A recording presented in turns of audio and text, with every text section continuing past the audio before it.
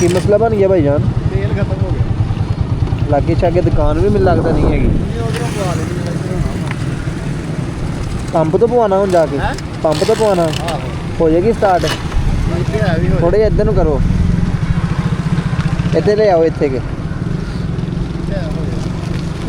कित्थे बच्चों ना खप्पी जाओगे। मैं क्या कित्थे बच्चों ना खप्पी जाओगे। लो पेट्रोल की बोतल लो मेरे को। हेलो कोई गल नहीं, सारा ही पा लो तुम, थोड़ा है क्यों पाना, सारा ही पा लो, सारा ही। वो कोई गल नहीं मेरी जान दे टोटे, हो सारा ही पा लो तुम। इन्हें पकड़ा ही दो पिछे थोड़ा जा, चलो मैं ही पा देना।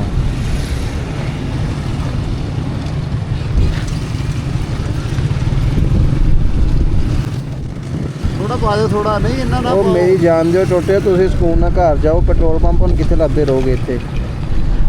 मैं तो इधरों आया, मैनू तो नहीं नज़र आया इतों कितने। ना लैके आया इधरों लागे ही पिंड आ। अच्छा पंप है नहीं ना, वो अगे करके है। चलो कोई नहीं, अल्लाह खैर करे। बड़ी मेहरबानी भाई। बस दुआवां दे अंदर याद रखियो।